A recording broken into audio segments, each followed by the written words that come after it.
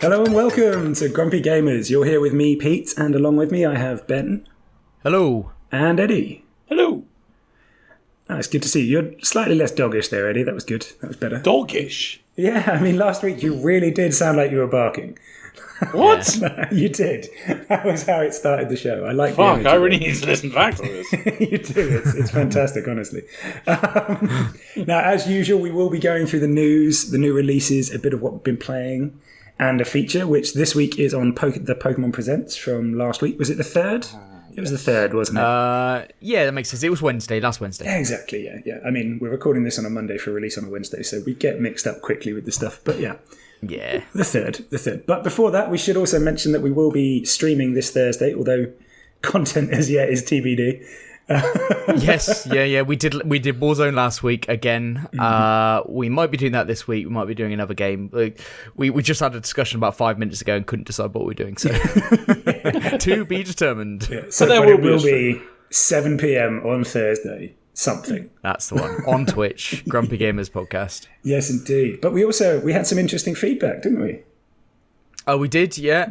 From our last episode, we reviewed Endling. Yes. And I was really positive about it. I absolutely loved that game. I thought it was a borderline masterpiece. I thought it was fucking brilliant. But the developers listened to the pod. Yeah. Which that was fucking good. Very cool. That was great. That was good. They listened. They had some feedback and said, because we mentioned about, we thought a few things were up against them in terms of it being alongside Stray, and also that they were in a Nintendo Direct before, well, quite a while ago, wasn't it? It was, yeah.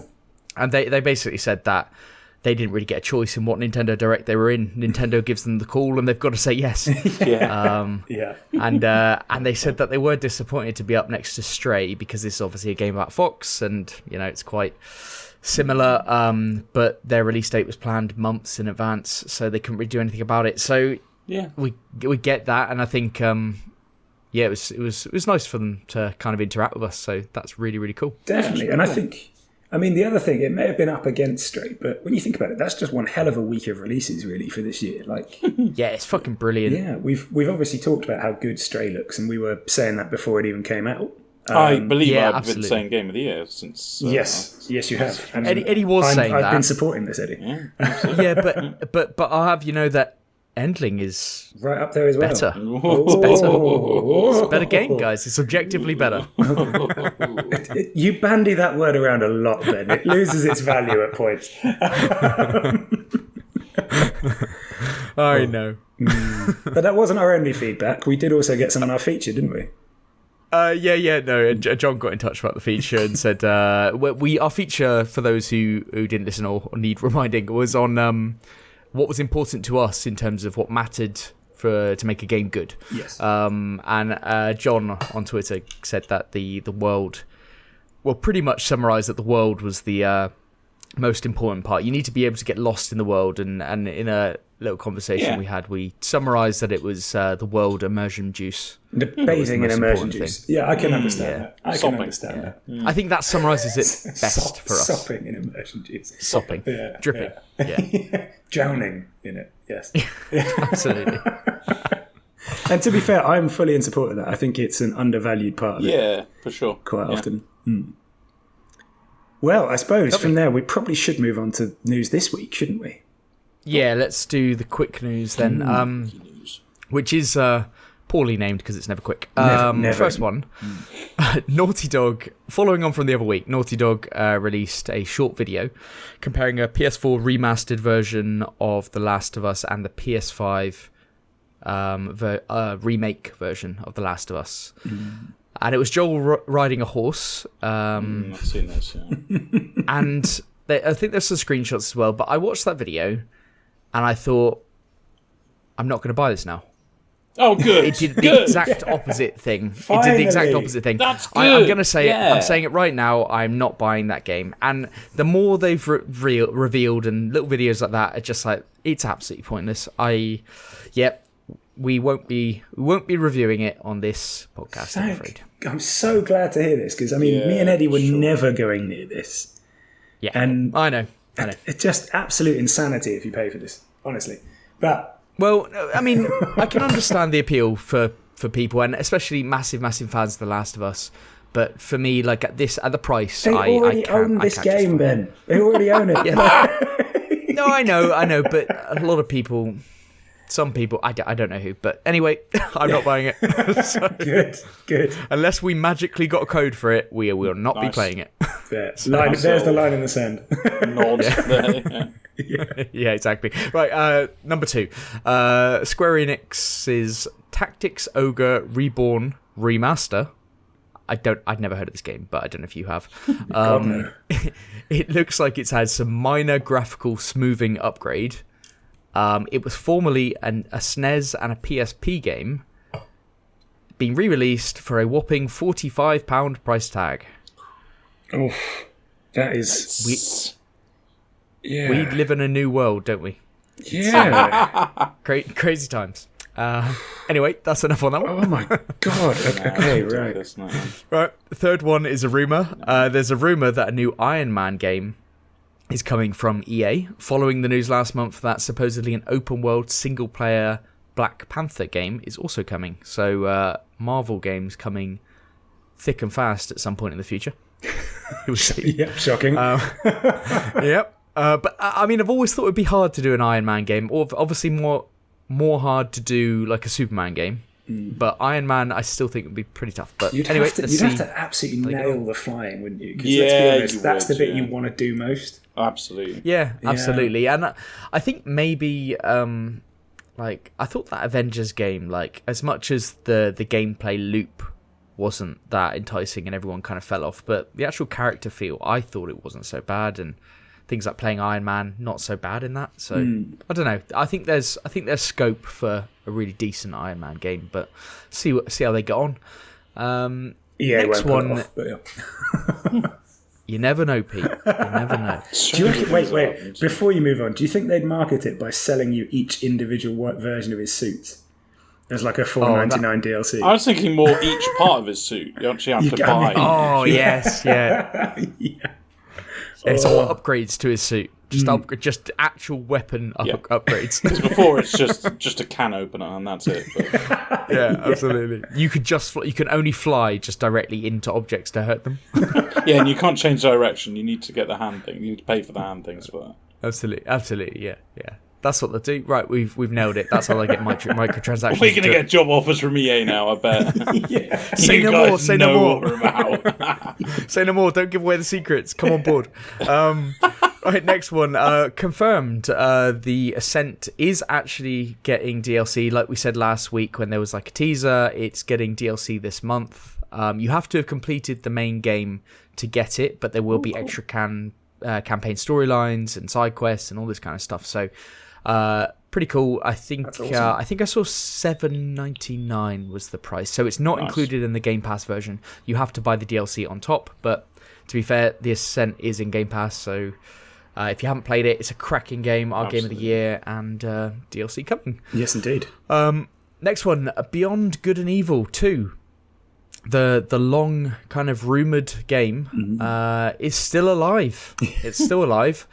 Ubisoft has kept the project listed in its financial documentation as an ongoing concern. And rumours are that it's entered playtesting. So it's kicking along, supposedly. Beyond Good and Evil. I mean, it's got a huge cult fan base. I mean... A lot of those people will be a hell of a lot older now. Yes, yeah, they will be. Yeah, really relying on the average age of gamers just rising and rising, aren't they? Yep. But it's supposedly coming sometime. And next one, Square Enix. Back to Square Enix. Quotes this week about the sale of Square Enix's Western divisions, which we talked about a few weeks ago, maybe a month ago, notably Crystal Dynamics and Eidos. The quote is that it was driven by concerns that the titles cannibalize sales of the rest of the group. Weird. I think it's a translation. I don't think they mean that by selling this game, somebody isn't going to buy another Square Enix game. I don't really think anybody thinks like that. But what I think the interpretation is that by them producing this game, they couldn't get the other games out quicker because of staffing and manpower, that type of stuff, taking away from their other games. That's the way I interpret it anyway. But also they are supposedly looking to sell stakes in some of their remaining studios as well. And whether that could be someone like Sony stepping up and buying a stake in what remains and trying to take some of their franchises and keep them PlayStation only, or Xbox stepping in. Who knows? Who knows what could happen? Open season, yeah. Absolutely, but it seems like they're definitely trying to raise some capital because making games is fucking expensive. Yes.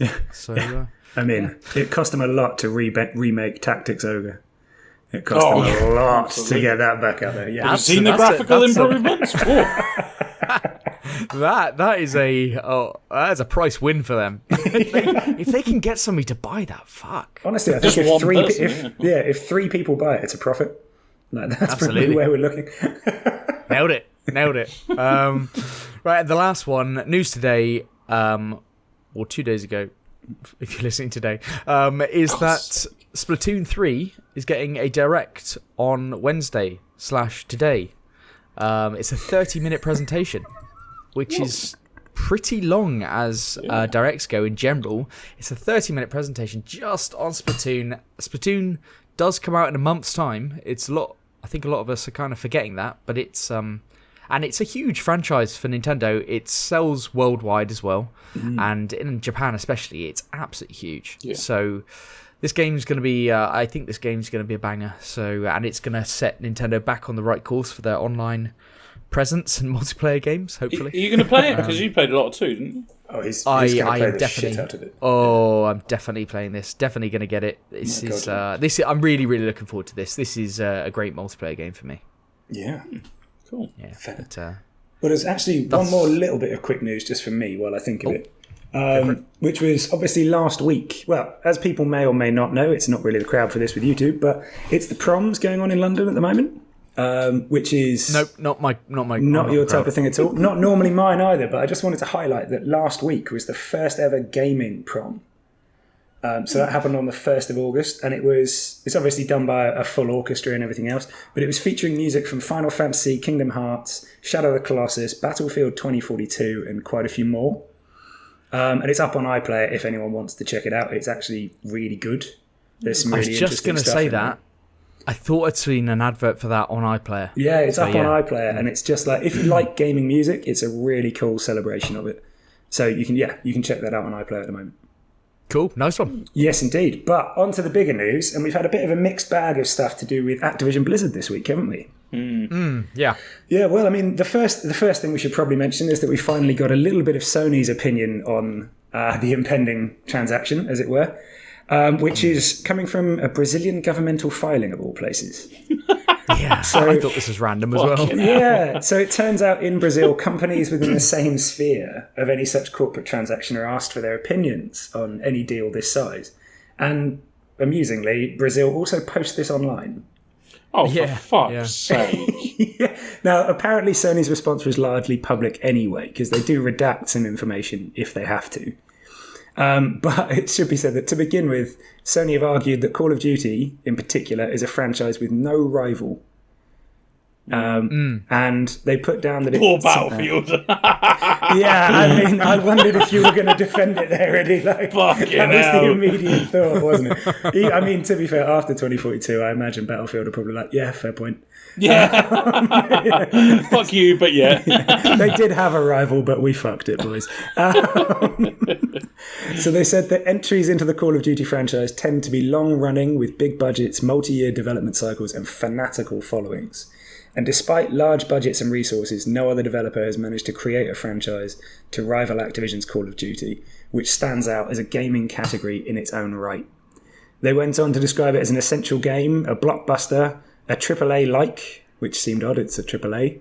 It's so weird, isn't it? What? Yeah, so weird. AAA, I mean, I know, and then repeat that it has no rival. Was that little neg? Yeah! Well, they're just changing in case they don't get access anymore, yeah. And then They did point out as well that it's the only video game property that's broken into the top 10 most lucrative entertainment franchises globally, which is alongside things like Star Wars, Game of Thrones, and Lord of the Rings, and Harry Potter, of course.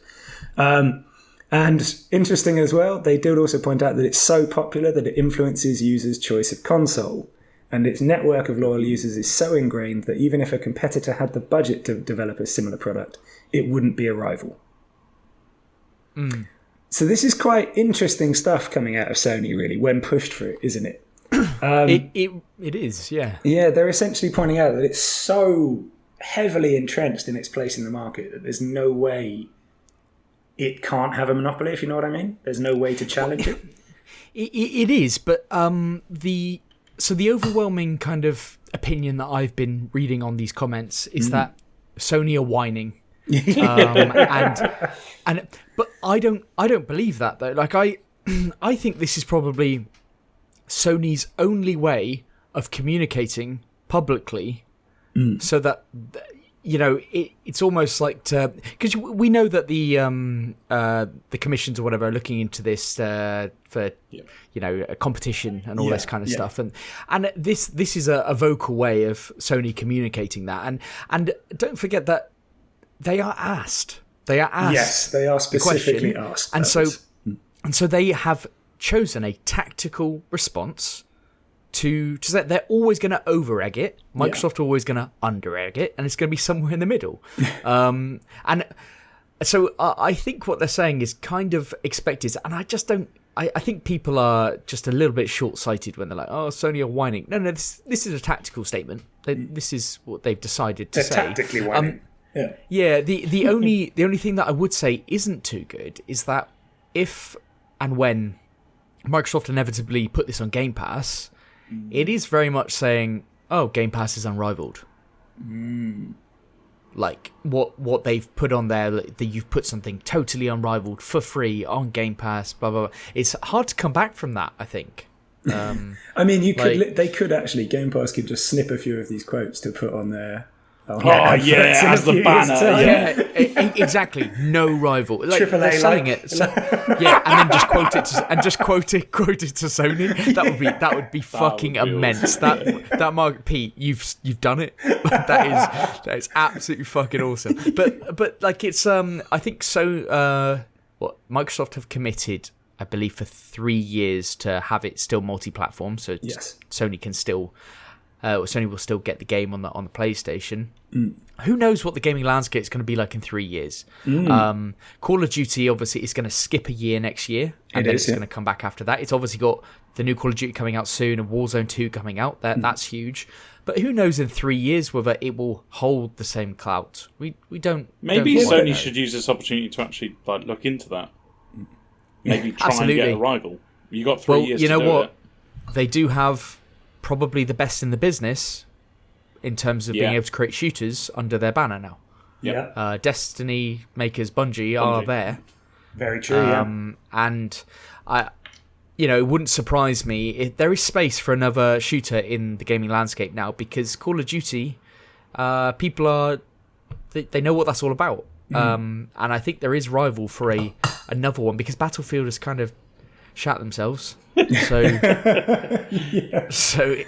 is room for it. Yeah, there's definitely room. But, I mean, in talking about over-egging it, we should also point out the other news about Activision Blizzard this week that came out was that more than half of their revenue comes from mobile games. Yeah, it's mental. Yeah, so to put it, I mean, it sort of lends a bit of perspective to the COD situation for me as well when you add that in. Now, I don't particularly feel like diving into the numbers too much, but basically what their quarterly report comes into is saying that mobile and ancillary business takes up more than half of their revenue. So, yeah, and it is literally above 50%, well above it as well. So part of this obviously comes from them acquiring King in 2016. Yeah. And right now that is apparently the most successful part of their business. But it's also not coincidental that Diablo Immortal released during this period as well. So, and that's been so huge, hasn't it? It has, for microtransactions, it's been absolutely mental. Exactly. You played a bit, didn't you, Ben? Oh, I really enjoyed it. Like, I really liked it. You don't have to spend a penny. But it is, in its own right, it's a good game. I think it's marred by the microtransaction stuff, and a lot of people Yeah, get on their high horse about that. And and that, rightly or wrongly, whatever, they've got to make some money. It's a good game. Yes, but don't like Candy Crush and things like that. Exactly. And I thought the other interesting thing in here about this, by the way, is that this part, mobile gaming, was pretty much the only bit that increased its net revenue year on year. Console revenue has halved. Absolutely. Like we've had Sony's reports, we've had Microsoft's quarterly reports, we've had Nintendo's this week, which we're not talking about in this news, but everything has gone down. And pretty much, I think Sony's went down the most, Microsoft's went down as well, Nintendo was bang in the middle, hardware sales are down, and you could put that down to the shortages, but also just not on the Switches scale, like the Switch Lite, I think, is down 50% from last year. Yeah, like it is falling, and we are coming out the back of COVID and all that kind of stuff, or whatever. But mobile games, strength to strength. Yeah, massively so. And it seems to be that. Well, that just seems to be the way it's leaning in everything, which is mildly concerning for someone like me who hates mobile games. But yeah, it's kind of confusing as well when you think about how much is being made of the big franchises on console and PC, when it seems to be that this is the big thing for Activision Blizzard. You know what I don't like about mobile games? Diablo Immortal, I had it there, I had it clipped onto my phone, I had a controller, all set up, lovely job.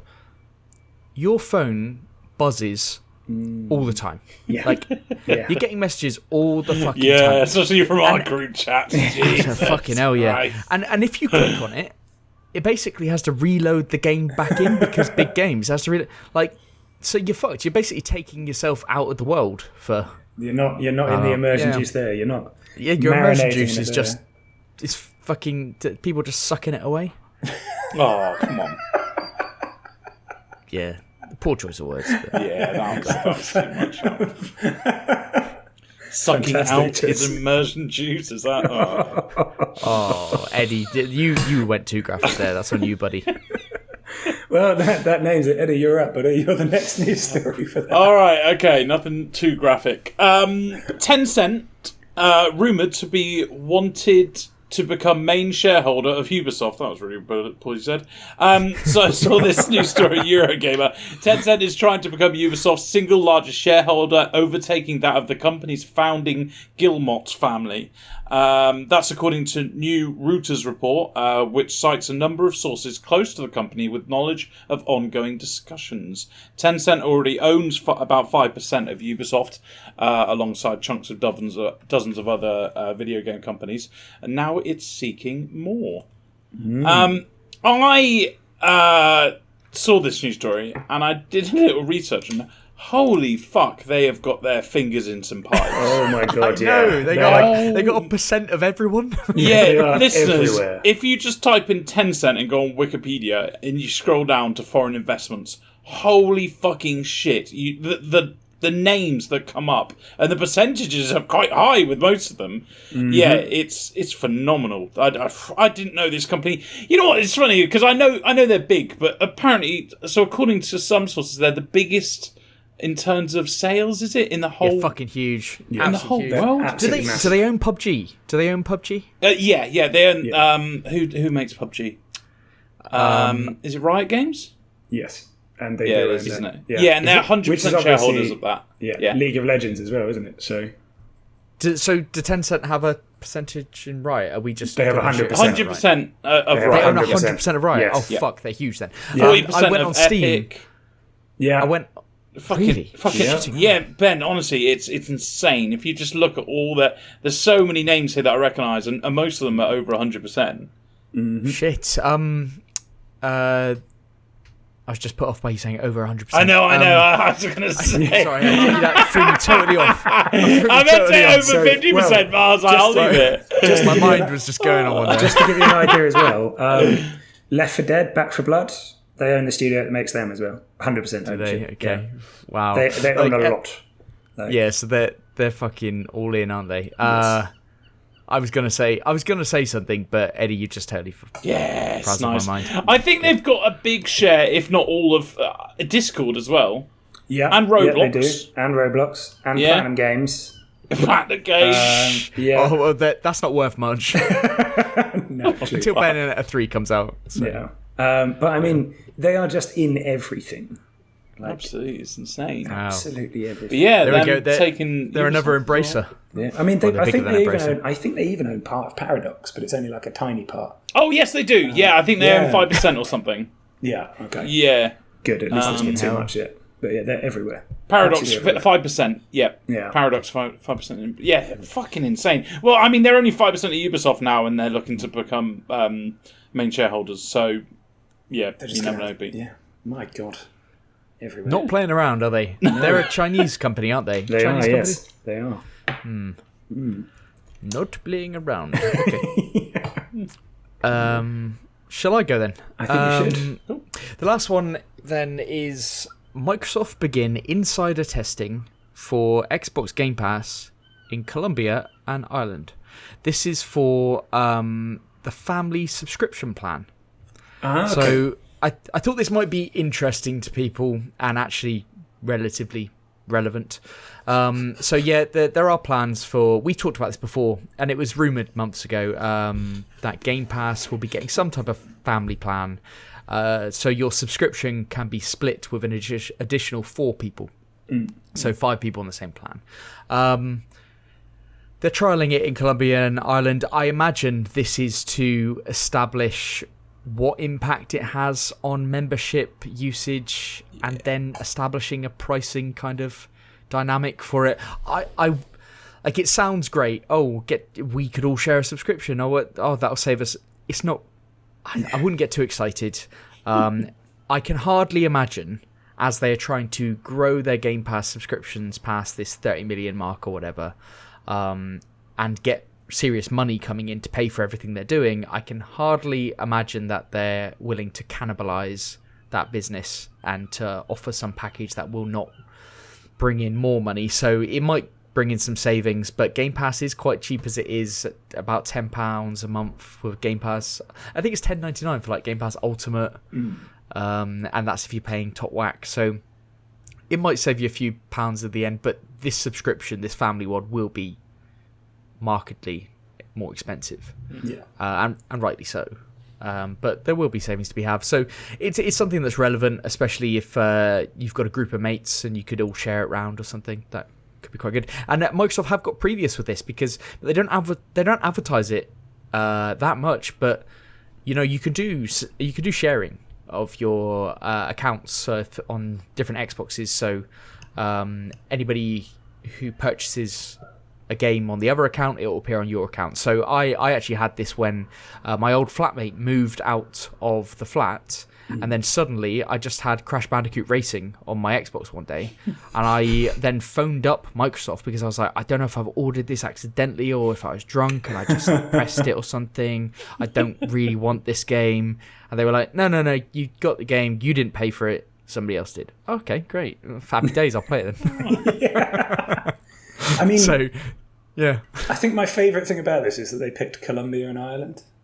Just such a natural pairing to go with. Like, so many They're cultural testing different dynamics, though, aren't they? They're testing true. different cultural dynamics, I reckon, and see what's what. But I mean, that it'll no doubt be good for us if we could be bothered to share it amongst ourselves, I suppose. Which we will never do. But yes. No, we'll never do, because can't be asked to do it. But but I'm sure there'll be plenty of people out there. Honestly, the main reason I wouldn't do it is because you'd just start downloading games to my Xbox for me to play for the podcast. And I just know you would.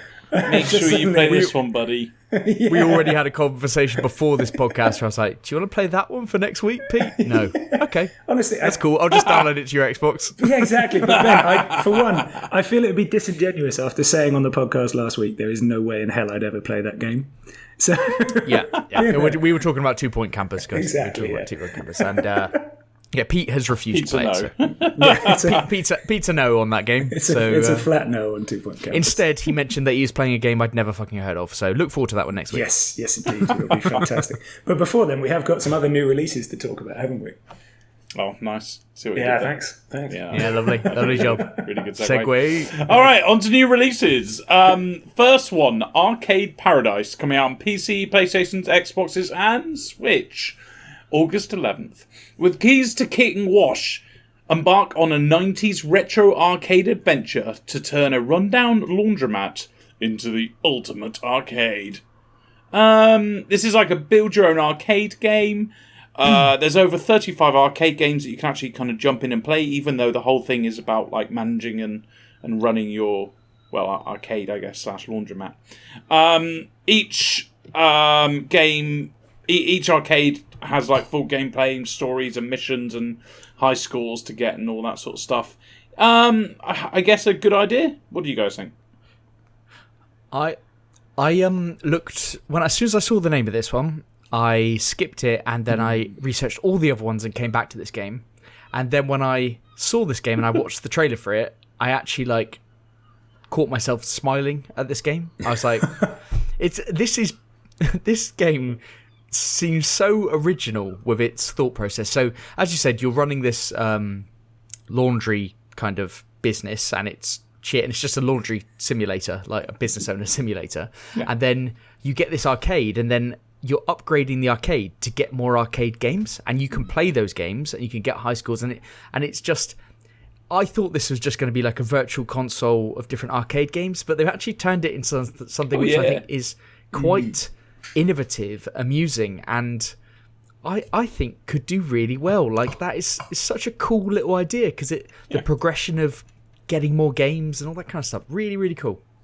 Funnily enough, I looked at this and went, this could be a Ben game. But because to me, it feels like a very casual game. Yeah. Do you know what I mean? Like the fact that you can jump into those little games, 100%. Like. Well, it's also because it has the business simulation side to it. Absolutely. This looks like a Ben game immediately.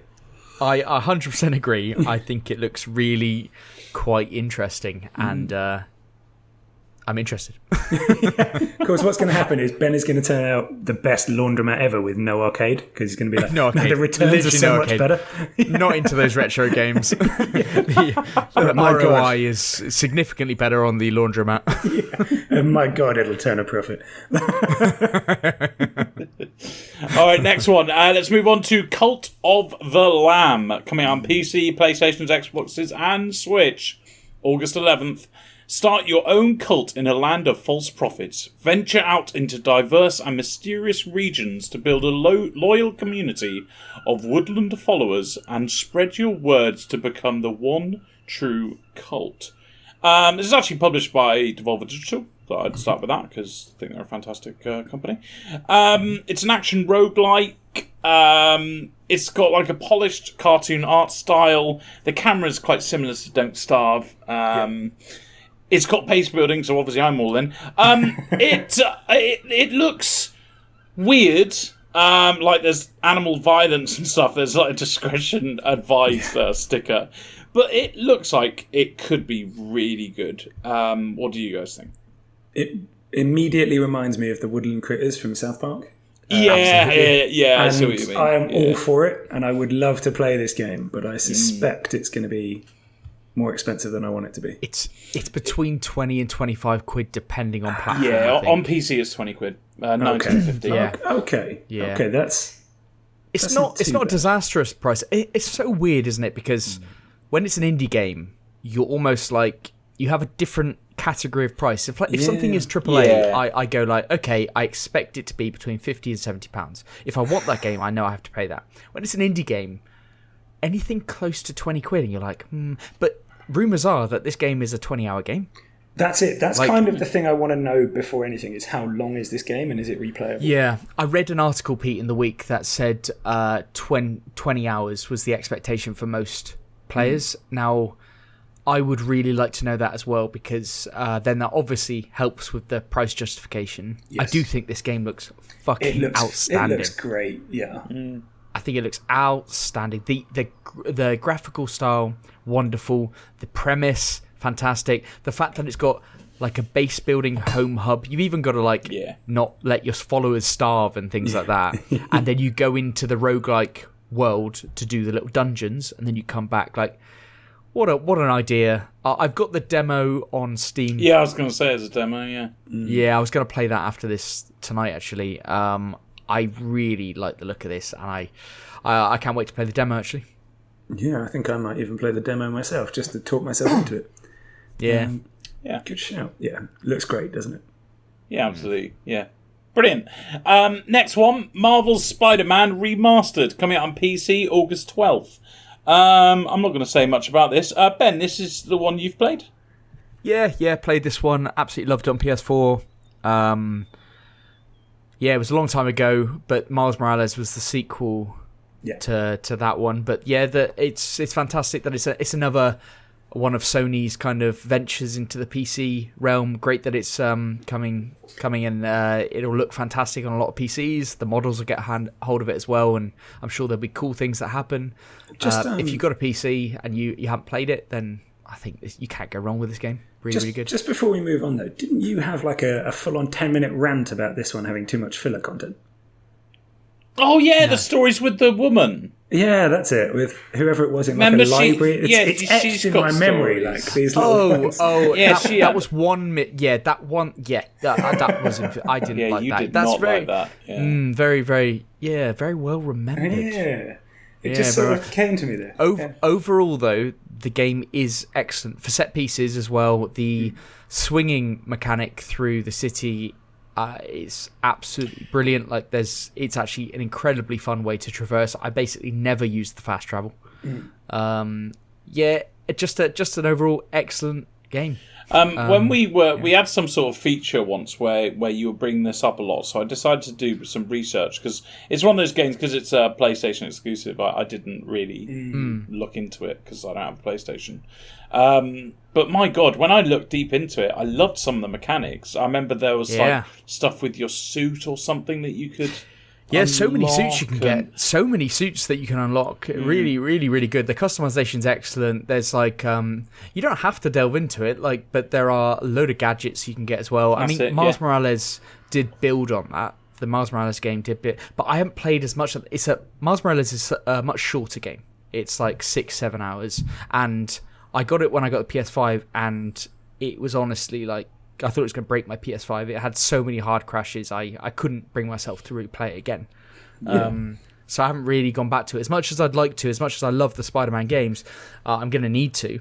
But this one started. I mean, I was just so surprised at this game. Just so good. Yeah, you can go. And of the big 3 PS4 games, this Last of Us 2 is top for me, but this one is definitely a second, and then God of War is quite a bit behind that. In my little ranking. It's a bit of a shame because I think there's 3 games that almost made me get a PlayStation. This was one of them, Days Gone and Last of Us. But 2 of those games have now come out on PC, and they've been extortionate prices.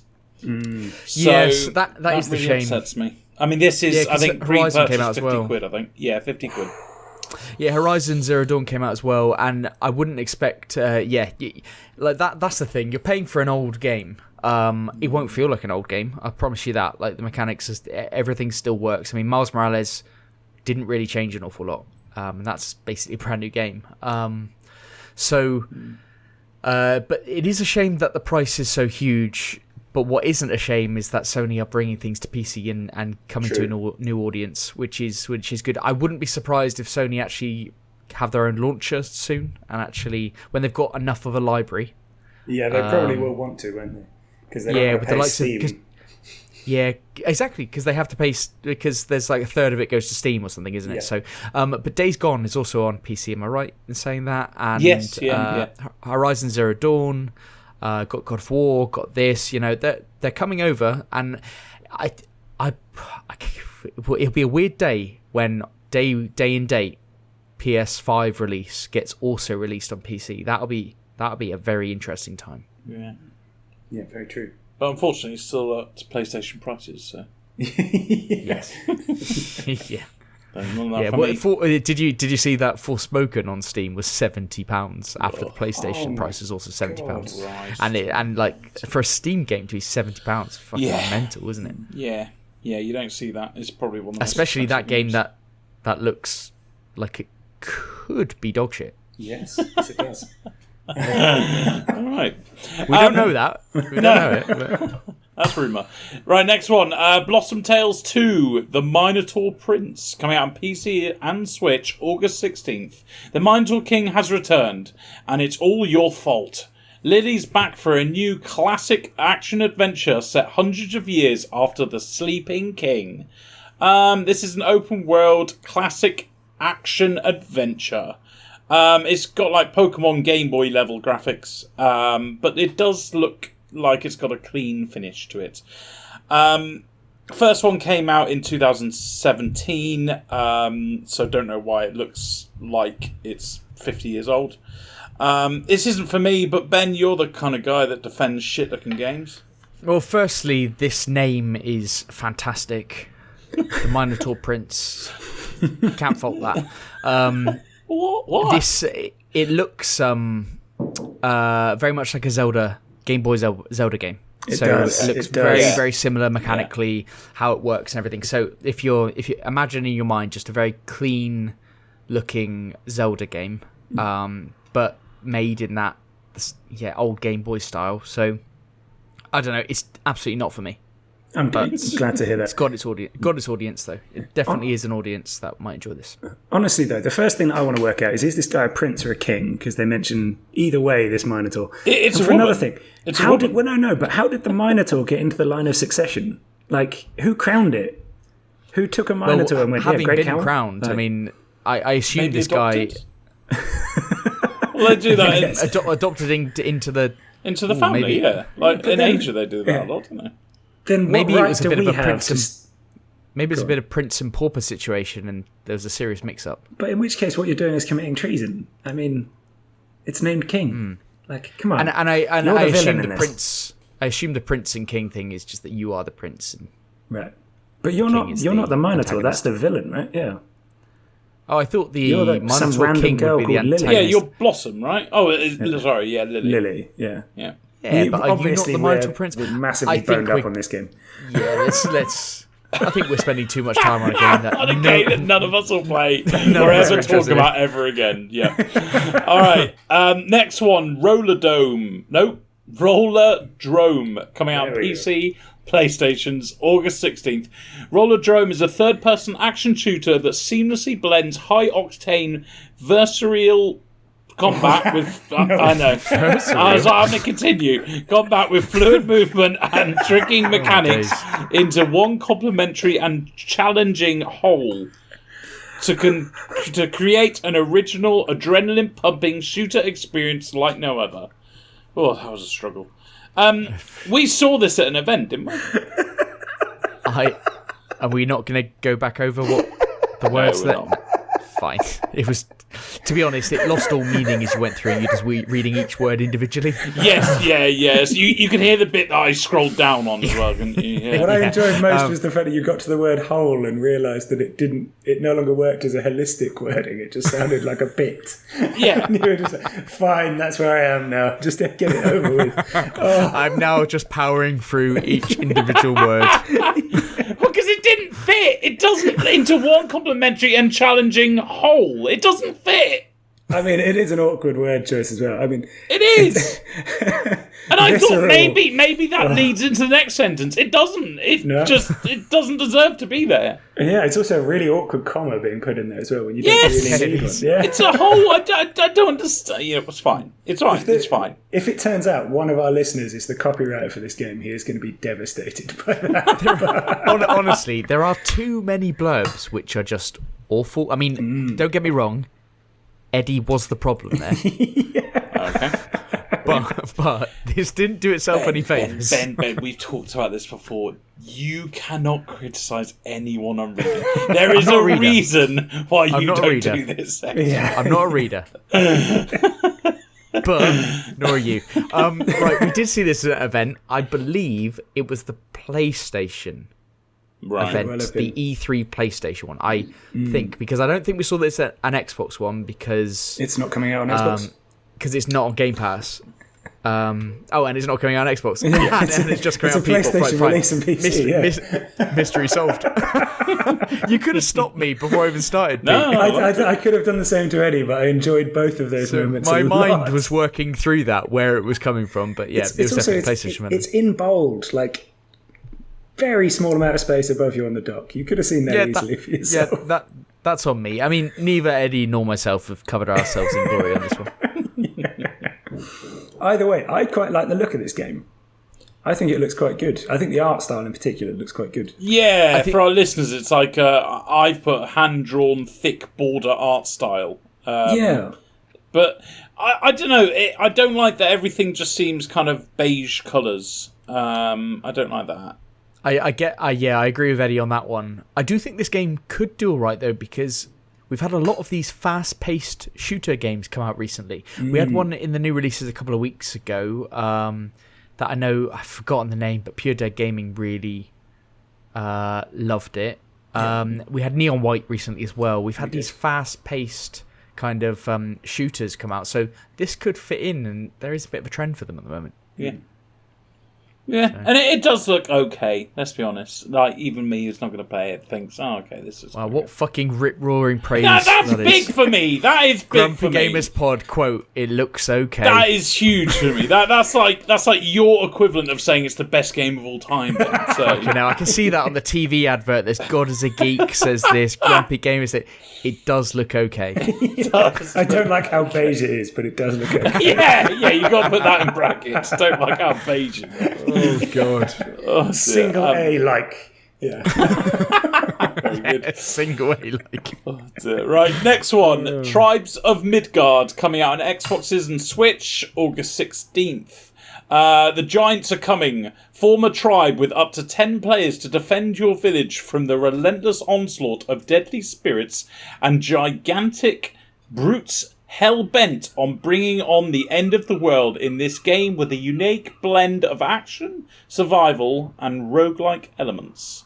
It came out on PC and PlayStation in July 2021. It's an online multiplayer game. I'm getting Valheim vibes, which I'm pretty sure we saw this at an event, and I'm pretty sure I said exactly that as well. Yeah, I think you did. Oh, good. I'm glad you thought that as well. Yeah, what do you guys think? This is a game that I wanted to play when I first saw it coming out. And I still kind of want to play, but I haven't pulled the trigger at any stage. Which tells you a lot as well, doesn't it? I had a similar type. I really wanted it when it was first announced and we saw it. The more I saw of it, the less I wanted it.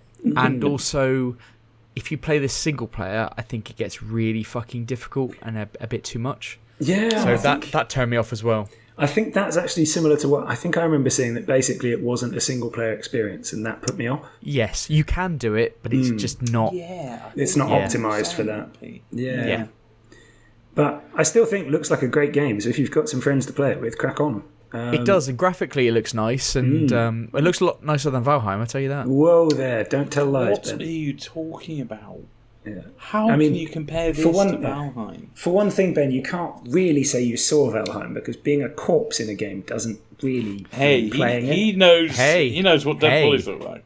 Well, yeah, but he just spent the entire time running through the ghost at, version. I can look at my corpse on the ground and appreciate the swamp it's in. Yeah, but the game isn't going to look as good in grayscale when you're a ghost. That's all I'm saying, Ben. Why are the colours so muted? Look, valid points all round. Valid points all round, but objectively, this game looks better. Also, it does spoil the landscape if it's covered in your gravestones, Ben, which it was around my base for most of the time. There were a lot of gravestones. Ben's drowned in a puddle. God damn it. Was it Eddie that was killed on the first night of we chopped down a tree, or maybe I chopped down a tree and he just... Yeah, it was. He also fell down the chimney of the massive house. Yeah, I died twice in that game. One was from the fucking... one of you chopping a tree down and it landed on my head. And the other one, Pete, who leaves a side of a building just open to... I remember what that. Was it, Pete? Didn't I say, hey, Pete, you realise you've... Eddie shouting, who puts a chimney here with no barrier? With no, barrier or anything? Who does that? Well, it was the fact that it started with what just happened? And then who puts No, I think I said, Pete, you realise you've left a bit in the middle of the house, followed by, oh, fuck, I'm dying!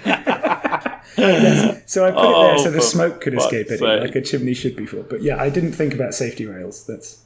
Yeah, no, you did not think of safety rails. And when you're playing with Ben, everything should be bloody bubble wrapped, all right? Well, even if it had been, he'd have found a way to choke on the bubble wrap. So yes, that is true, and I can't contend with that. Didn't you drown once on the little lake that was by us? It was a puddle. It was a puddle. It was he tiny. Didn't even get to the lake. Yeah. How did you drown? My stamina didn't allow for me to get past that. He was trying to cross a 6-foot puddle and he didn't have the stamina for it. I think I must have sprinted a little bit before that. The game actually knew how good a swimmer Ben was. That was the key thing. Yes.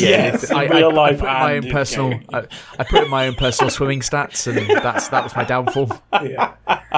Either way, still looks pretty good. This game does look pretty good. It's a big god, everyone. We're still talking about that. It looks okay. Right, next one. Way of the Hunter, coming out on PC, PlayStation's, Xbox's, August 16th. Become the new owner of a hunting lodge nestled among gorgeous habitats and rich animal populations. Explore vast open world environments and hunt with a premium selection of firearms. Enjoy the perfect hunt on your own or with friends in co-op. There's already a game like this, isn't there? The Hunter Caller of the Wild. It's on Game Pass, isn't it, that one? Yeah. So this confuses me a little bit, but hey, if people like these kind of games, I've got to admit the one thing I'll say about this, it looks fucking stunning. Don't you think? It is a gorgeous looking game. Yeah, I mean, this is like the racing games in terms of they make it look stunning. I mean, the other thing is the last sentence of that blurb did make me go like, "Can you hunt your friends?" Is that what it's advertising there? Yes. The most dangerous Pete's game all of up all. for that.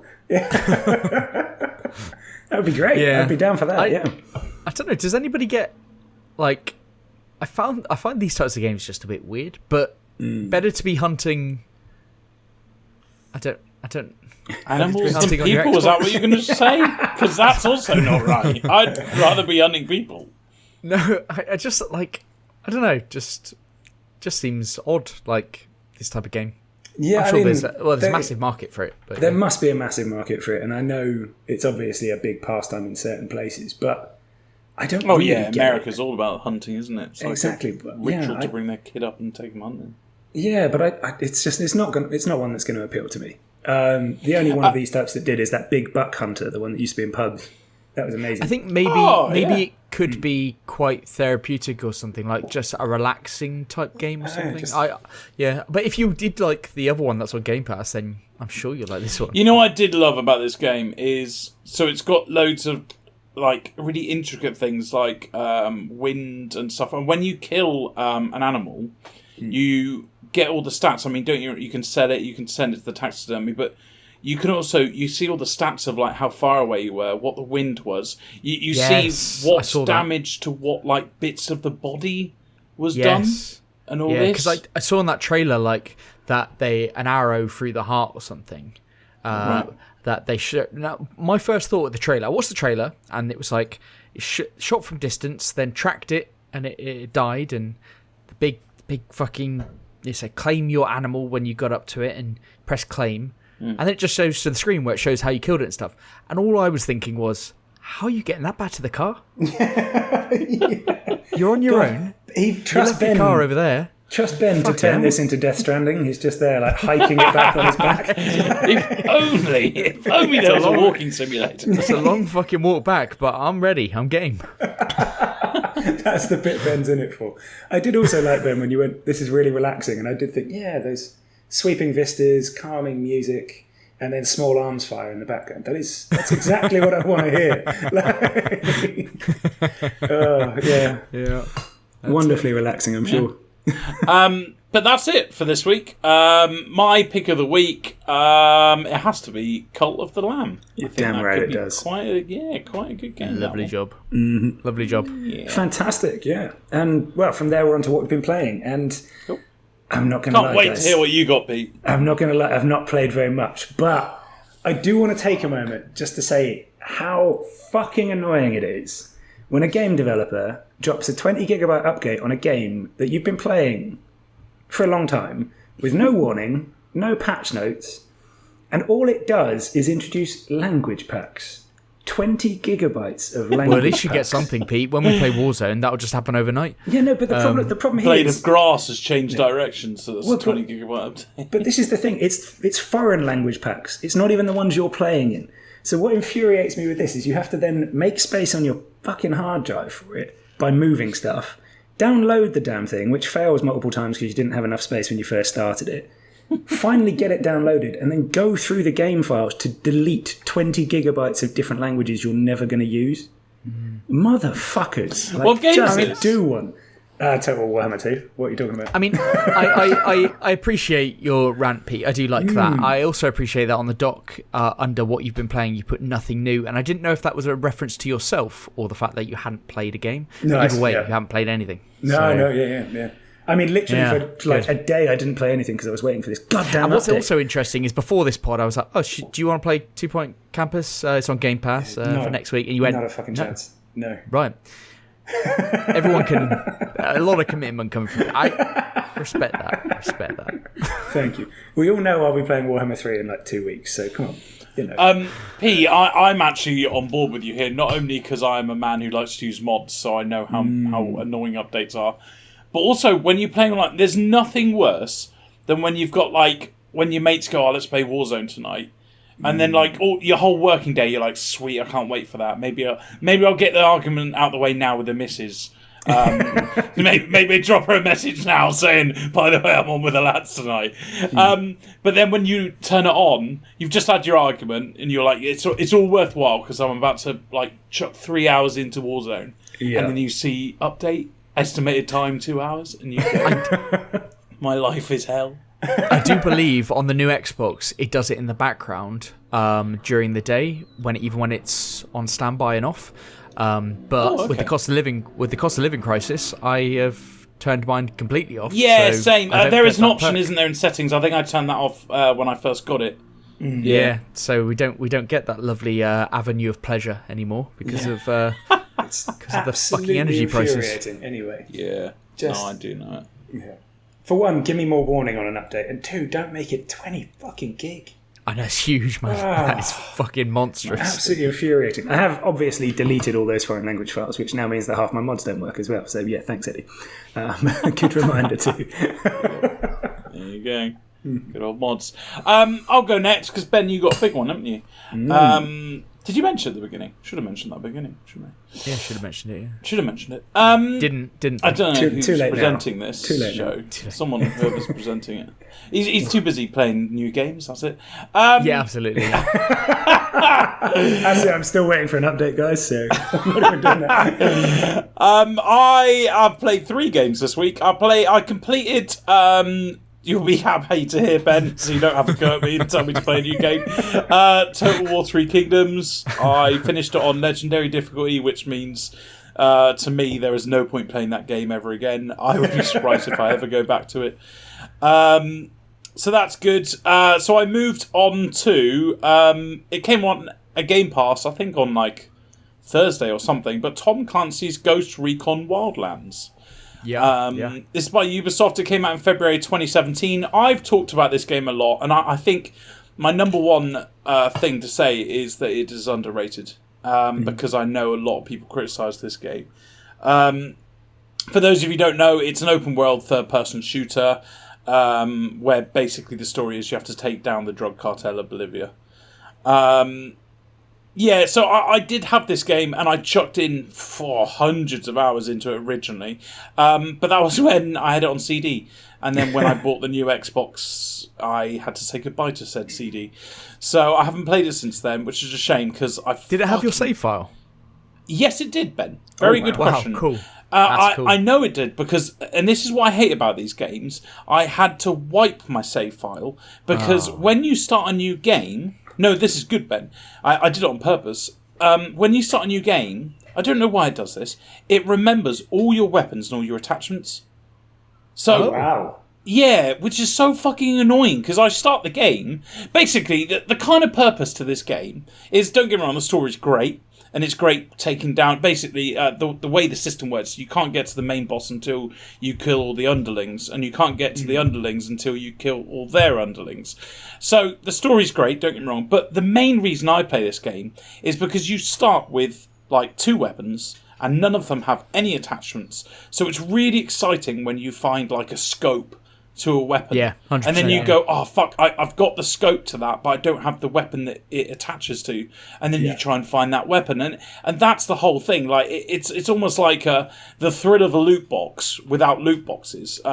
So I really love that. So to load up, luckily I found that if you go into like the fucking deep into files, you can find a way just to delete all the progress. So I've done that, and I'm playing it, and I'm loving it again. I've got to admit, it looks worse. I don't know if it looks worse on this Xbox, or if maybe my expectations when I got it back in 2017 was a lot lower. I think it's the latter. Is it your frame of reference? Yeah, it must be. I tell you why. Because it's had a graphical upgrade. Oh, see, that's crazy to me. Because I honestly, I loaded it and I was like, why is everything fuzzy? And then I tried to thought that as reset well. it and everything. I played it for an hour as well because it came on Game Pass, and it doesn't look bad. It doesn't look bad, but I did notice it wasn't a new looking game, if you know what I mean. Yeah, But, I mean, you've got to take that with a pinch of salt, because the world map is fucking massive, like insanely big. It comes up on all the biggest maps of modern gaming. It comes up on a lot of those lists, and the map is incredible. It's got so many different almost biomes that every area feels exciting and new. This game is getting this game has had a load of YouTube videos about Tom Clancy's Ghost Recon Wildlands in 2022. Like, people revisit this game. It's really highly rated as that kind of hidden gem, because it came out with it came out really badly, out of the blocks, really, really bad. Massive updates, really, really tightened up. People really love it now. A third person, open world shooter, that you don't get many of those. And it definitely got me intrigued on it. One thing, Eddie, I would mention that you spend a lot of time on this podcast talking about putting scopes on weapons. Oh my god, yeah. It's always the scope as well. It's never changing the barrel or anything else. Not the grip. He's not putting a full grip on it. It's the scope. That's what really impresses. I love a game that you can put a scope on. Ben, you sent me a game recommendation the other day, and I was looking through. I was like, oh, that looks okay. And then it went, you can modify your weapons. And I was like, yes! Oh yeah, you can put full grips on. You can do. I'm getting this game. Yeah, you can do it all. I mean, I don't think it's. I don't think that game was out yet, but no, it's not. It's a U game though. I've watched a streamer playing it. I'm watching a streamer play it at the moment. I'll send you a link. I think it's coming out. It will be on next week's new releases, so stay tuned, listeners. But I didn't originally buy this game for a while. I think it was a couple of months, and it was because of everyone's interpretation of it. Everyone was saying, "Oh, it's supposed to be this game, but it's not. It's crap. It's bollocks. There's no this. It's not very immersion juicy." And then that's what they were saying. Yes, it was weird. That's what they were saying. But you know what? This is one of those games. I think one of two that I went, fuck this. I'm going to ignore all the critics. I'm just going to buy it. And my God, did I not? I have chucked hundreds of hours. I absolutely love it. I don't think I'm going to continue playing it, because the problem with this game, there's two things that get you excited. Is the getting the attachments and the story. And obviously the attachments, I've had them all and I've done them all, and the story, I've done it all. So there's no real reason. I think I'm going to find it quite samey quite quickly. So I wouldn't be surprised, but it's good because I'm away all week, so I guess that's kind of a good thing. I think the clear message here to Ubisoft is do a scope DLC, and then Eddie's all in again. Yeah. Well, they had Breakpoint, didn't they? Do you remember that? Yeah, that didn't do so well. That did horrendously, and I'm not surprised. I got it, and it was fucking awful. Oh, did you? Is that an open world one as well, or is it not? Yeah. I mean, I played 2 hours of it. It came out free for something. I think it was if you had Wildlands, it came free for a weekend or something. But yeah, no, it was absolutely horrendous. Bug-ridden to hell, so didn't even play it for more than 2 hours. But I wonder if that's good now, though, as well, considering. Yeah, maybe. I think the reason why they brought it out is because Wildlands actually had an online mode. I mean, no one really talked about it, but I loved it. You could join up with other people, couldn't you? Yeah. In like a 4-man squad. Oh, right, yeah, you can do that as well, but there was actually an online competitive mode as well, Ben. Where it's like 4-on-4 and you had your special systems. And I thought it was really underrated. It was almost like Siege, but a lot bigger. So I thought they were gonna kind of ride the game for a bit and then go big on the online multiplayer competitive. But I think because it did so shit, I reckon they probably just pulled the plug. But hey, that's my impression. Anyway, before I pass over to you, Ben, I've also been playing, and I know you have, that Golf Rocket League game that we talked about. Turbo Golf Gaming. Turbo Golf Is Racing. that what it's called? Turbo Golf Racing. You just read what P had written down, didn't you? I literally read this out to Ben earlier and he copied it down wrong. Yeah, I just wrote down the wrong name. we both came on and said, I've been playing that Rocket League golf game, and I went, I've been playing that too. What's it called? Yeah. Rocket League Golf, but yeah, it's very addictive. Like I told myself, like I'll just play it for like 10 minutes just so I can say I played it on the pod. But my God, I think I've probably played, I reckon, 3 to 4 hours of it already. What I like about it is that, it is very clearly inspired by Rocket League, absolutely 100%. Yes. And it is basically the same movement set and everything. That's great. Yeah. But I do like that there is almost like this single player that you can do for time and stuff, which then earns you these coins that you can then, and you earn and progress with getting perks, and you have a passive perk and an active perk, and it actually just modifies your car and ability to play a little bit, which is good, because on Rocket League it's always the same. It's all cosmetic, any changes are cosmetic, and it's a purely skill-based game, but this has just minor perks that you can earn along the way, and that kind of progression is something that keeps people playing a bit more, isn't it?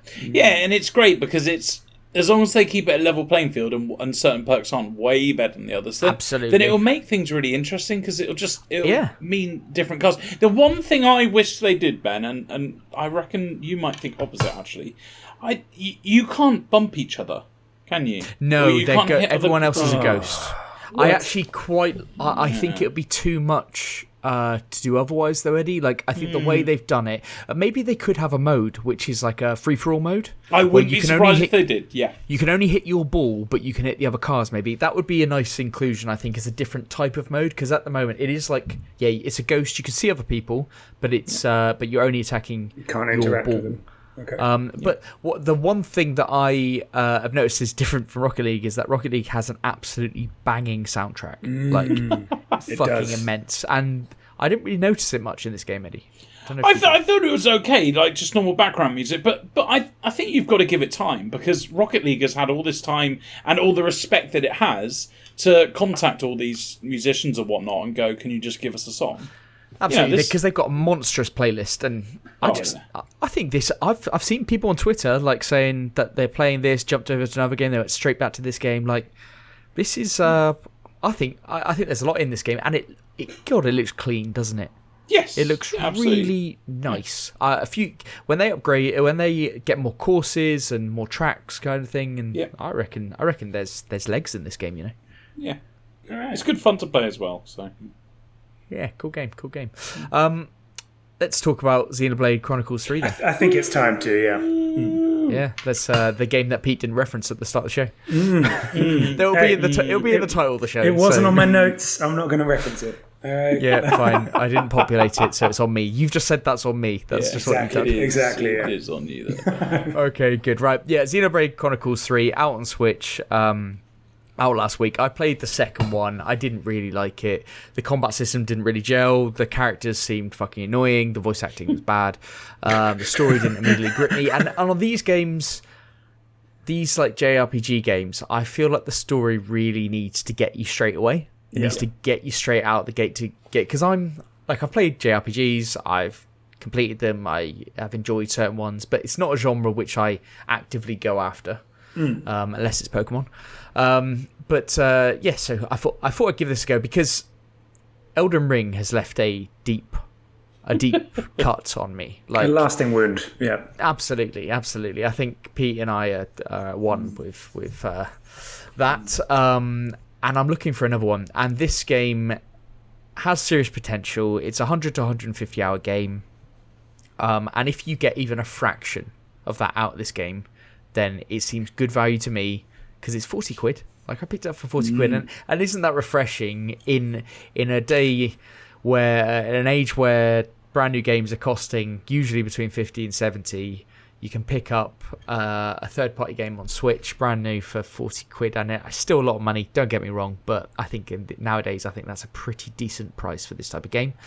To add perspective to kind of my partial review or first impressions of it, I'm 10 hours in. So just 10 hours, but so a fraction. But it has an in-game clock though, and I fucking love that. I don't know what you guys, I love an in-game clock because I love to. I feel like I'm getting progression when I just put in another half an hour. Does anybody else get that? No, I actually feel the opposite. I actually don't like it because then I feel sad. I go, oh, you've played this game for like 48 hours. Come on, Eddie. Yeah, but Steam's a bit. Steam, I think Steam is like a weird one because it's like it overinflates everything because you're just kicking about on your PC. Like it's true. It's different. But this is like, as soon as you pause the game, it doesn't count the timer. Like it's real, like consistent enough. You have to be playing for it to go up. So I fucking love that. Anyway, it's got an in-game clock. That's the first big review point. Right, hold on. Just to pause you for 1 second, Ben, because you've started this review by mentioning the second one and then slagging it off. And then focusing on the clock. I like the focus here, while also pining after a game that came out 6 months ago. That's absolutely it's a strong start. A lot of mixed messages going on, and the fact that it's decent value at 40 quid, even if you get a fraction of the whole game, which implies that I'm not going to play it all. But never mind. No, let's talk about the game. So. For anybody who doesn't know, Xenoblade Chronicles, it's a JRPG. It's very, very anime. It's open world, story heavy, and the combat is basically, it's like an action turn-based system, for want of a better way of putting it. I don't really know how to, but your character kind of auto attacks, and you control the special attacks, but you control the position of where you are around the creature and stuff like that. So it's a different type of combat system than I've ever experienced in any other type of game, and for that reason, on the second one, I seem to remember it just wasn't as good and didn't really get behind it. But the characters themselves of the game, I really like them, and this is a big selling point for it. They are very stereotypical JRPG characters. They're all fitting into their different character molds. You got the meatheads, you got the philosophers, you got the one with the philosophical disdain for life.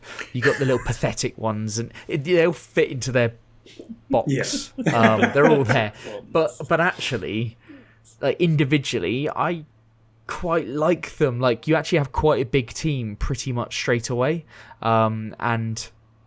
Yeah, it's good, and there's extra characters you get along the way, and I quite like them. Their individual backstories it'll build on, really good. The world, very interesting. The story is a great kickoff. So your characters, the people in this world live 10 years, and your kind of raison d'etre is just to fight the enemy. Like, that's what you're conditioned to do, just the enemy. And if you make it 10 years, it's an honour to kind of die at your homecoming. You've lived 10 years, and then you die, and you go into the ether, or whatever. Well. And this game is then a chance to challenge that kind of paradigm, and it quickly becomes apparent that's the case. But the main hook for me at the start, one that means that I will carry on playing, is that the combat is so much better than the last one from what I remember. It was a real thing that turned me off the game, the second one. And I can't remember enough about it to do a direct comparison in my mind, but this one I actually quite like. And as I said, it's about positioning your character around the enemy, and you're controlling the special attacks, of which you gain numerous different ones, and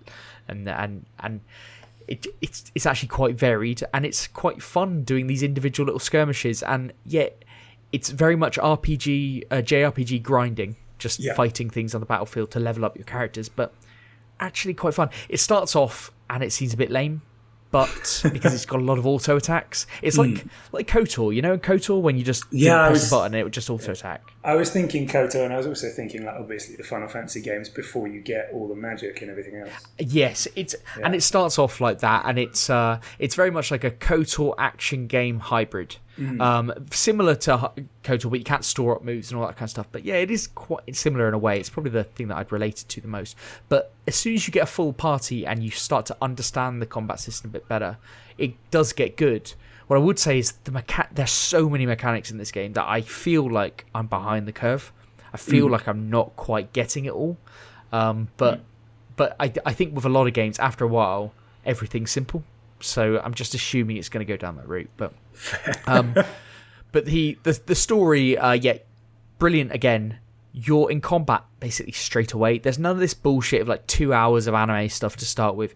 You're straight into combat. You're straight in on the game. Then there's cutscenes and stuff afterwards, and then it starts to move on. The cutscenes are mixed in quite well because, again, games like Persona, which I fucking love, they can go on an hour-long cutscene rant, and it's just fun. It can be a little bit boring. You're just clicking through and stuff like that. The cutscene elements are all kind of gameplay cutscene usually, and they're all voice acted, which is really, really good.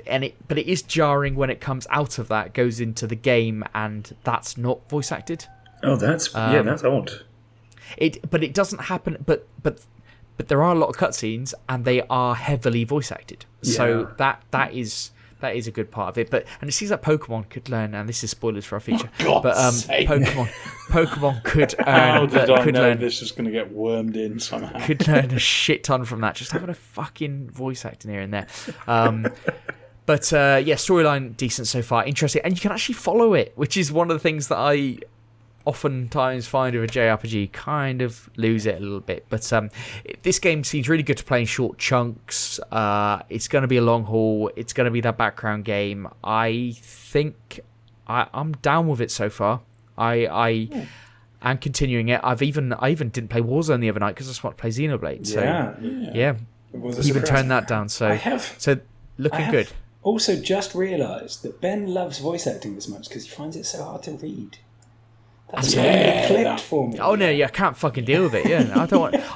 I'm in my relaxation time. I'm not fucking reading. I don't want a book. If I wanted a book, I'd fucking pick one up. I'm not about that. It's not my relaxation time. I'm not at work. I'm not reading emails. Just fucking speak to me. So yeah, annoying.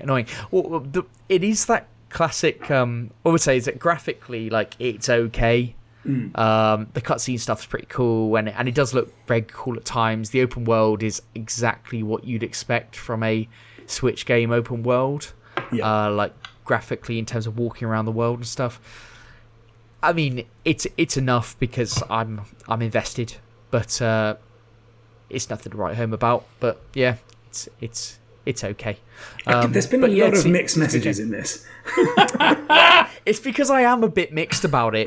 Apart from the fact that I do recognise that it's really good and I want to play more of it. But I could definitely see how somebody could look at it and say, like, what's going on here? I could definitely understand somebody playing the combat system and go, what's going on here? There's a lot of things that you kind of get used to and kind of enjoy. But it started off well. And off what I've played, I would recommend it for that price and for those hours. Can't go wrong. Fantastic. I look forward to hearing more about this in the future. Yeah, good stuff. Yes, indeed. Well, I mean, you already spoiled it partially there, but shall we talk Pokemon? Shall we talk about the Pokemon Presents? Yeah, let's do it. As we said, it was last Wednesday, wasn't it? So, it was, yeah.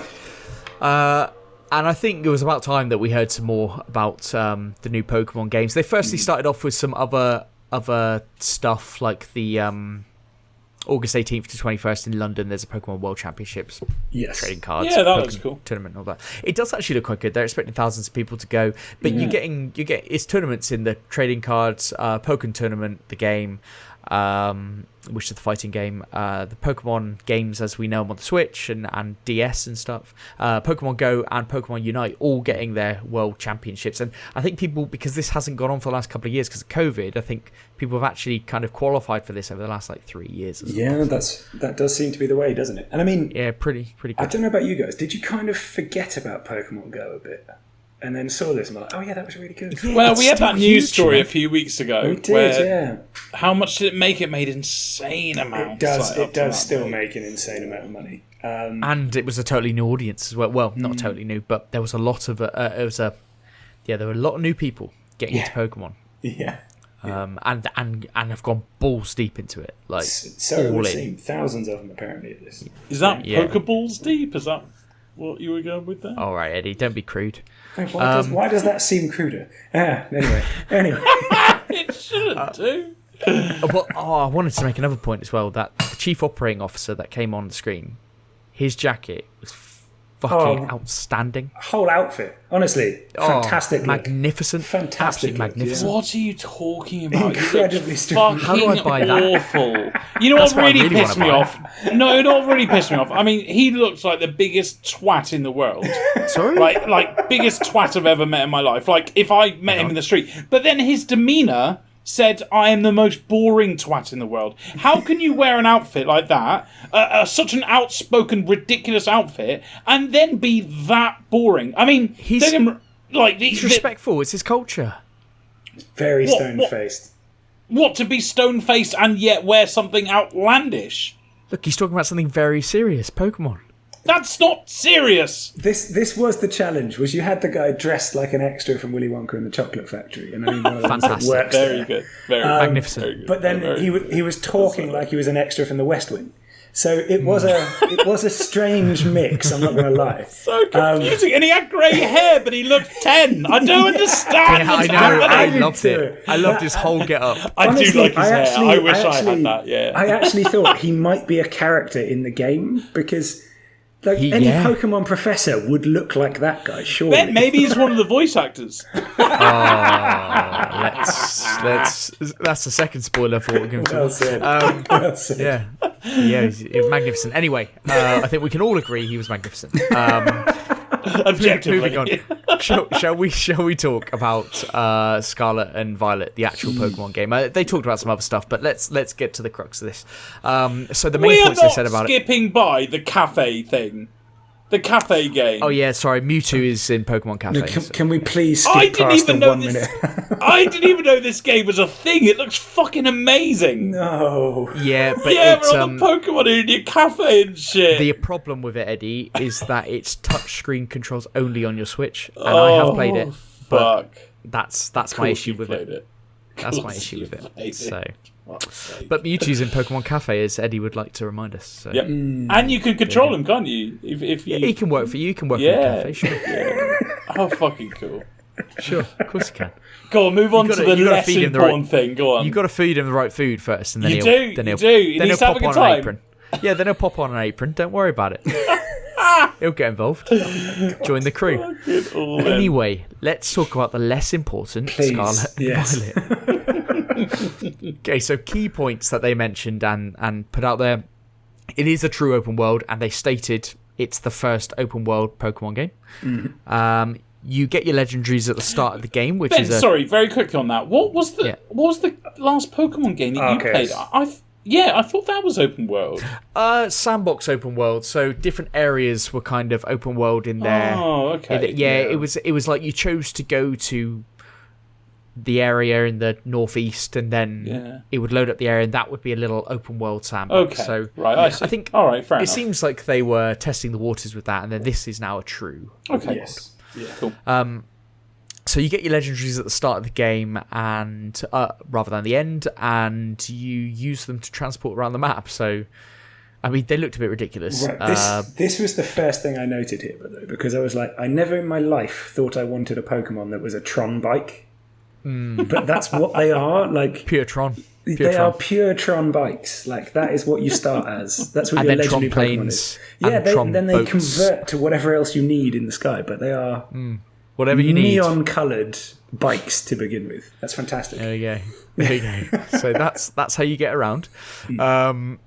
The map seems huge, doesn't it? And varied. It's got it's got a snow place, Eddie. It's got a snow place. Yeah, absolutely. Level that. You can do the gyms in any order because it's open world. You can go in any direction. Interestingly, the gyms don't scale though, so I don't know really how that's going to work. So there will obviously be some kind of generic set order that you should be doing them. No doubt. No doubt. You go to the harder one, you get absolutely smashed. So. Oh well, let's be honest. It's a proper open world game. Everyone will do side stuff until the point where they smash all of them anyway. Yeah, absolutely, and do them in any order they want. Yeah, precisely. And I really hope they get the difficulty right in this game because the issue with Pokemon is they're too easy. The latest ones way too easy, way too easy. And then bring in open world. Well, you know what people do. Like I spent hours on the last Pokemon just fucking going around the wild areas, doing the raid battles, doing the breeding stuff, and you just level up to shit, and you don't want that because then Pokemon just becomes a boring tick box exercise to do the game. Yeah. So they really need to sort the difficulty out. There are 2 additional storylines as well as the main gym storyline, which is good. Adds a little bit more to the game. You start off in this kind of school, and it looked quite Hogwarts to me. In a way. Yeah. So Hogwarts like with that. A Pokeball stuck in it. Yeah, absolutely. And the different thing on this one, rather than Dynamaxing in the last game, like making your Pokemon go absolutely fucking monstrous, there's called what do they call it? I can't even read that fucking word. It's a hard one to pronounce. Terrestrializing. Oh yeah, they kept on saying that. I didn't know what it meant. Yeah, so essentially, it's like Dynamaxing in the last Pokemon, or they've had different variants on all this stuff in the recent Pokemons, but it boosts your Pokemon's ability and its type, unless you have a Terra Pokemon, which then allows it to change its type. So you can have a Pikachu, and it could be a Terra Pikachu, and it could turn it into a different type. Now, I'm assuming that means that it could turn it into a water type or a grass type. And different versions of Pikachus that you catch could have different Terra types attached to them. So you could get a water Pikachu or a grass Pikachu. That's my interpretation anyway. Now, I mean, Pokemon's got far more complex over different years because one Pikachu isn't the same as the next one, and all this they've all got hidden stats, they've all got that, like Football Manager, they've all got their hidden abilities and all this kind of stuff, so which is awesome. You can train them all in different ways and dominate certain different stats, and if you're creating an optimal online team, then that's exactly what you need to do. And basically you have to restart your old team and spend hours and hours and hours doing it, but I think that just lends itself to endless combinations for your team and online teams. I think it's going to really, really open things up. It sounds brilliant. And I think my favourite thing with it is someone is going to come up with the most cursed collection of Pokemon ever. Like a water Pikachu or like a grass Charizard. Just thinking that. They're just going to have horrendous a stone Gengar.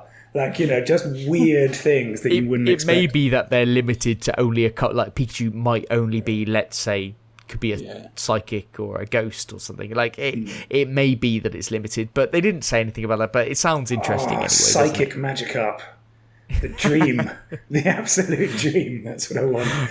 It's also got up to 4-player co-op, and you can go around doing. I don't know about the story elements, but you can go catching Pokemon, all that kind of stuff. And they've got raid battles just like in the last one, which I thought were a fantastic addition of the last one. And that's how you can catch a lot of these Terra Pokemon, different rare Terra Pokemon by doing the raid battles. And I loved that in the last one. The raid battles were so good, just endless hours I'd just spend just doing raids. But yeah, so what do you guys think? Does the game sound like a good evolution for Pokemon? Don't all jump at once. So I'm gonna jump past that to your third bullet point, Ben, and say that go on then. The graphics are ugly. Yeah, really bad. Really bad. Ugly. Better than the last ones, though. Yeah, and I know it's Game Freak, and I don't know, maybe because I gave all my sympathy to last week. Go on. Can I just revert back to last week when you said graphics don't matter? Yes, I completely agree. But I mean, if you're going to make it look like this, put it back on Game Boy Color and I'll play it there. I don't know what it is. There's just something jarring about how it looks to me. What gets me is that this is the most lucrative franchise in the history of gaming. They are the richest. You couldn't want for more. They could get whatever talent they needed. They could do whatever they wanted, and they don't. They can't even afford voice actors. Yeah, and I suppose this is actually what it ties in with when I say it looks ugly. I don't get the sense that I would lose myself in this game. No. Do you know what I mean? From what we've seen, I don't feel the immersion juice is seeping out enough. I will, because I did in the last one. Like I loved the Sword and Shield. I was all in. I was juiced up. But and this one will get me as well because it's open world. I don't have any issue with that actually. Yeah. The graphics for me look better than the last game, and they look better than Arceus. And on that small Switch screen, I really don't think it blows up well on a TV or a computer monitor. No, that's a good point. It's going to be on Switch, so it will look fantastic in comparison to everything else. Yeah, fair point.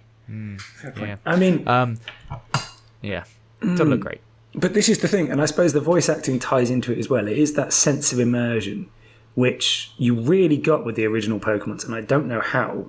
Like, looking back on it, how the hell did you get so immersed into them? I think because it was so bad graphics that it used your imagination more. So I knew that I was... what was his name? Ash. I thought I was Ash because it was so expensive graphics. But if I'm following, this person around in third person and I see this little child, there is no immersion juice there. The thing is, Eddie, that when I showed you Sword and Shield, do you remember I showed you... Oh no, I think I showed you Arceus, sorry. Arceus, yeah. On the Switch when we were going to London. And it looks quite good on that screen, doesn't it? It does actually look a hell of a lot better when you actually see it on that you are very right. Yeah, you are very right. So I don't think it's as bad as that. It is an upgrade. I really didn't like in the trailer that they did have voice acting in the trailer, and they clearly put this is not representative of the game because. But I just thought, you absolute villains, just fucking hell, man! Like that's not on. This is what you could have had. Just pick up random people off the street if you can't be asked to pay voice actors. Just get some voices in there. Exactly. Any voices where... Can you even do, like, fans? Fans will do it for free. Yeah. Yeah, absolutely. And if you could just turn them off if you wanted to. Just make it an option. Just switch off, Yeah, just get freebies. If you want free voice acting, there you go. Done. I just think it's a bit of a fucking joke. But I will draw it back to say that the open world, I think, is a really good step. And... while the legendaries do look ridiculous, I think the traversal could be a strength. Because just from what we saw there, I think like the different ways they move around, the fact that you can cover all terrain. I mean, you've got an all-terrain Pokemon. That's quite a cool starting thing. That is a good touch. I like that. So that's a big positive. I think it is. I think open world is, as kids... it's what we imagined we were doing on like Red and Blue. We imagined we were in that open world, and I think this is a massive step. I'm so glad they're actually making that step. And I've got really high hopes for this game. I haven't been so hyped for it, but I am really looking forward to this now. Good directional shift. It is a slight minor graphical upgrade, but I think they're moving in the right direction, and then one day get the real on the Switch 2. We'll get real awesome looking Pokemon. Better graphics, maybe even a voice actor. Just one voice actor. Just one voice actor. Just one saying, "Sorry, we can afford voice acting." Yeah, but it comes out I believe 18th of November off the top of my head, so it's 3 months away. It's fast approaching. It looks good. I think we're heating up towards the end of the year with Sonic Frontiers. Sonic Frontiers is coming out as well, so that looks similar in nature in a way in this kind of open world and stuff. So, I think we're looking good towards the end of the year. Much to come, and Starfield doesn't feel so far away.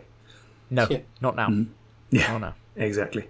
Well, I mean, if people wanted to vehemently disagree with this on Pokemon and the lack of voice acting, how would they get in touch with us, Ben? Surely no one. Anyway, you can email us podcast@grumpygamers.co.uk. You can tweet us at grumpygamerspod. We also have a YouTube channel, Grumpy Gamers Podcast, where we're posting videos all the time, and Twitch, Grumpy Gamers Podcast, all one word. Come and click on that one. Give us a follow. Is it a follow on Twitch? Yeah, give us a follow. And come and watch our stream on Thursday, 7 p.m. BST. Content to be announced at some point. Content to be announced on Twitter, what we're doing, yeah. But for this week, it is GG. GG. GG.